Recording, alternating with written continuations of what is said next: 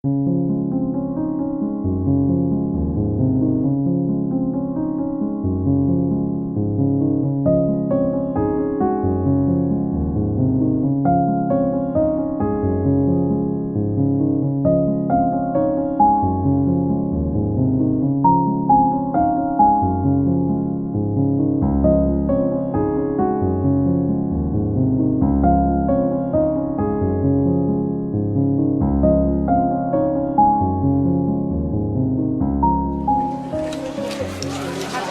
morning and welcome.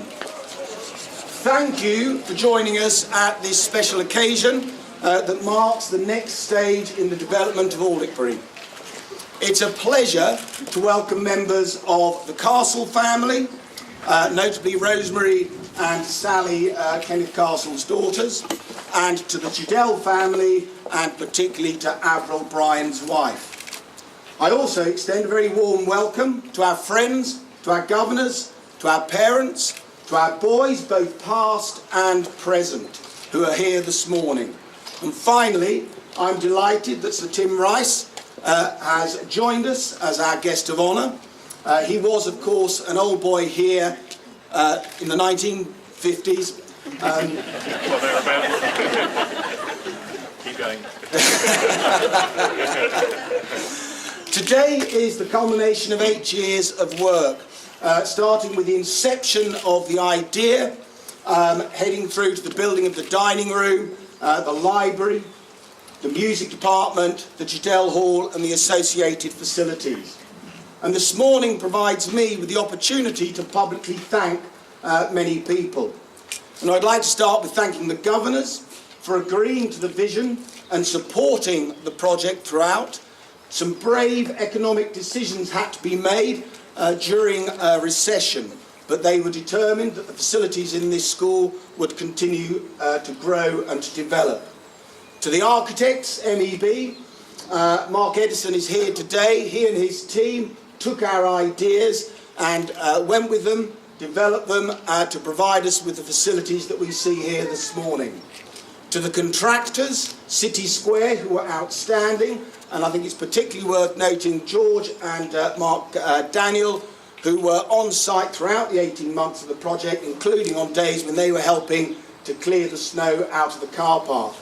And finally, to the staff, to the teachers, and to the support staff and the ground staff who have worked hard over the 18 months adjusting to various changes in routines and so on, and to keep the school running so that you, the parents, were not affected too much, I should say. But to all of those people, thank you, and I think we'd all like to show our appreciation of their efforts, so thank you.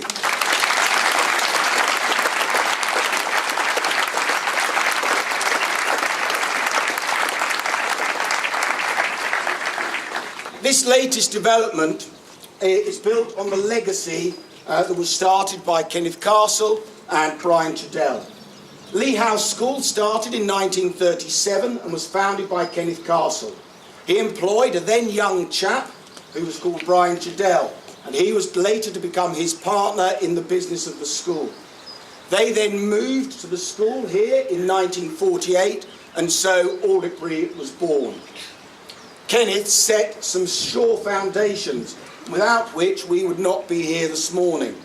In 1959, Mr. Castle passed away, and so Brian Chidell became the sole headmaster.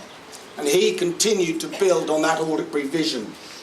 In 1969, the school became a charitable trust, and that was an important decision in the school's evolution. The first chairman of governors was Sir Maurice Drake, who sadly passed away a few weeks ago. But I'm delighted that his family are represented here today, and I'm sure that he would have appreciated the manner in which the school continues to develop. The naming of the Castle dining room is a fitting way to show our appreciation of what Kenneth Castle has done for us in establishing our school. Of course, the walls around the dining room will always help us to remember the name of the Castle family. Brian Chidell had a passion for drama, and many old boys will recount stories of the Gilbert and Sullivan productions that they were in. And so it's entirely appropriate that we name the Chidell Hall and that will ensure that our creative arts are enhanced over the coming years. So today, we recognise and we celebrate the future of Aldwickbury.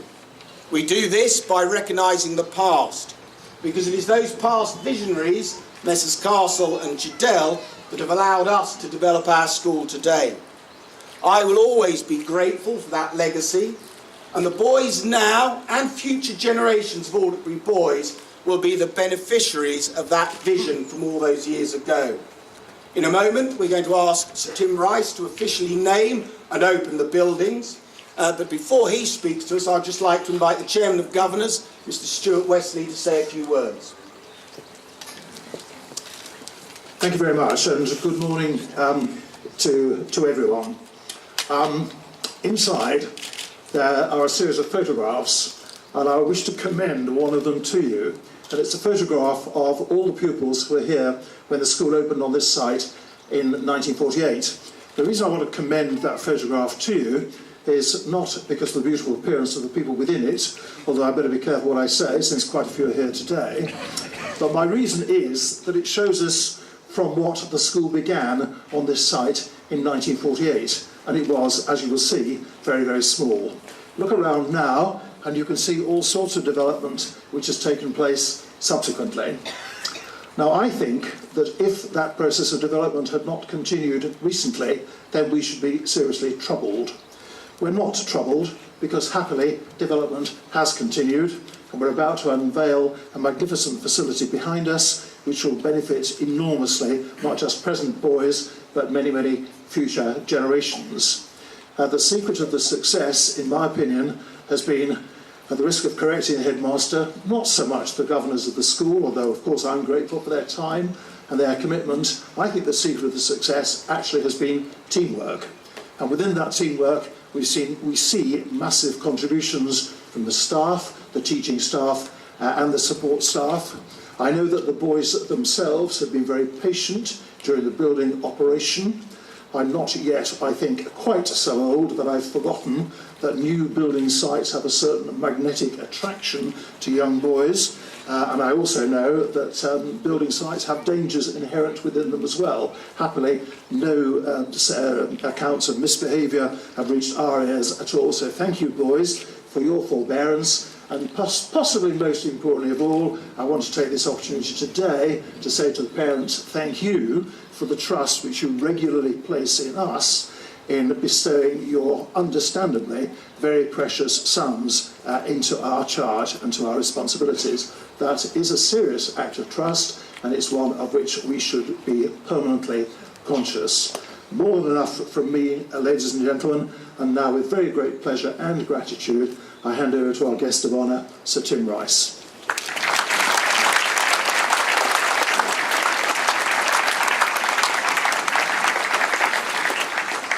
Chairman of Governors, Headmaster, and Averil, Castle family, old boys, some of whom are my former colleagues, none of whom have changed one iota, and young lads here now. It's a great thrill for me to come back here, and in many respects, the school doesn't seem to have changed at all. It's got the same atmosphere as it did back in 1950, and the welcoming drive and the turrets haven't really changed at all since the time that I was here. But of course, it obviously has changed enormously. There's fantastic achievements and great tribute to everybody involved with the school. Perhaps the fact that there have only been 4 headmasters ever, and that's an extraordinary an extraordinary achievement of consistency. So many schools and educational establishments whip through headmasters and staff very, very quickly, and that usually means there's something wrong with the school. But I believe the converse to be true, that there must be something very right with Aldwickbury, something that the school has in its buildings, in its ground, in its character, which has enabled the staff and perhaps above all the headmasters to stay here for a long time. They must be doing something right, and everybody in the school must be doing something right. When I came here today, driving through Harpenden and coming up Pickett's Hill Lane, it was extraordinary to think that from about 1950 to 1956, I was so often, as a very, very small chap, walking down Pickett's Hill Lane, getting the 321 bus to St Albans, then changing and getting either the 330 or the 341 all the way to almost in Hatfield where I lived. It took about an hour each way, and nobody seemed to mind that. I mean, there weren't that many parents coming by car dropping off their precious nippers. In those days, we were all on the bus, and the buses were chock-a-block full with Aldwickbury boys, and we had to be on our best behaviour on the buses. I remember once getting into trouble. Of course, I was framed. I was totally innocent. But I remember once we got hauled before Kenneth Castle, who was quite right, but because we behaved allegedly I say, badly on the buses. And I think the fact that we had this wonderful uniform, which again is something else that hasn't changed, I think we were well aware of the fact that we had to behave as if we were still in school, i.e. not get caught, whether we were actually on the premises or not. My son, who's incredibly astute and is in his now late 30s, he went to a prep school, unfortunately not Aldwickbury, but that was really a question of geography, but he went to the prep school in Oxford, and he said to me not that long ago that he felt that the influence his prep school had had on him was greater for the rest of his life than that of his public school or anybody's later education, and I'm inclined to think that's true. I think to a great extent what happens to you educationally, and indeed in other ways between the ages of 7 and 13, often has a much greater effect on you than A, you realise at the time, obviously, and B, than your education later on. I think your character, by and large, is for better or for worse, largely formed by the time you are 13, and it's a great credit to places like Aldwickbury that so many people seem to be able to cope with the problems and travails of the wider world. It's a terrific pleasure for me to see Avril in such cracking form. Where is she? Because Avril was taught music when I was here, and we were all here. And I believe you must have met Brian in the early 50s, wasn't it, Avril? 52. 52, yes, right, and slap in the middle of my career, yeah. So I can't claim credit for this wonderful union, but I do remember her being an extremely glamorous music teacher, and very, very popular with parents and her pupils. And of course, Brian, Kenneth didn't teach me that much. I think he was more in admin towards the later end of his career. Had the odd lesson with him, but Brian was one who taught us all mathematics every day. And I think I was always a bit of an anorak and loved maths anyway, but he instilled in me a love of figures and statistics, and his matches, his trains, and his teaching us how to score at cricket. All these things have stayed with me for the rest of my life, and I should be very grateful. I remain very grateful to Brian and Kenneth for everything they instilled in me in those far-off days. And it's terrific to see one or two, in fact quite a few of my colleagues who look exactly the same. I would recognise them anywhere, or almost anywhere. So I just reigns for me just to say thank you for having me. Thank you, Aldwickbury, for having me back in the 50s. And I'm now going to do something with a rope, or no, scissors, whatever. Anyway, this is the grand opening. This is very high tech.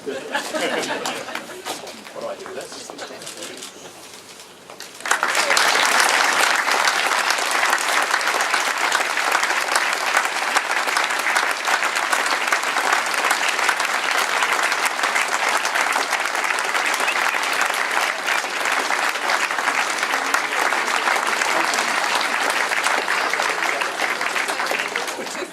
So, ladies and gentlemen, that sort of concludes most of the formal proceedings. Do head into the castle dining room for reception, for refreshments. Do come and see the Chidell Hall. In fact, the whole site is open this morning. Some of the Year 8s standing here would love to take some of the old boys, particularly around, and show them their school today, and perhaps hear some of the stories I heard in the front hall earlier. But I would just like to conclude with asking Thomas Harrison and Rupert Vaughan to come forward to present Tim Rice with a memento of his time when he was a boy here at Aldwickbury. Thank you, Tim.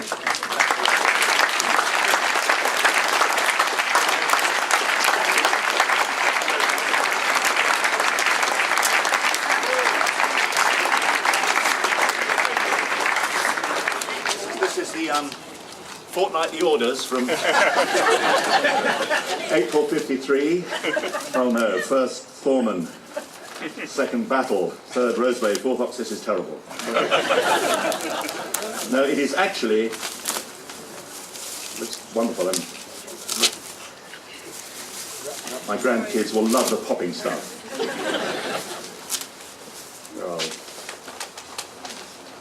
Oh gosh. Good heavens, this is a photograph of me in the school play, which people are still talking about. We got great reviews. Michael Dunning in a bowler hat, and I think Crindan Alexander, if I get this right, who is now a very famous horticulturalist up in Edinburgh. And there was a gang of us. Another photograph here as Robin Battle again. Roger Houghton, Richard Hanford. Can't remember me. Not sure of the other one, it's not very clear. Anyway, it's terrific. This will definitely have a pride of place in my office, so thank you very much.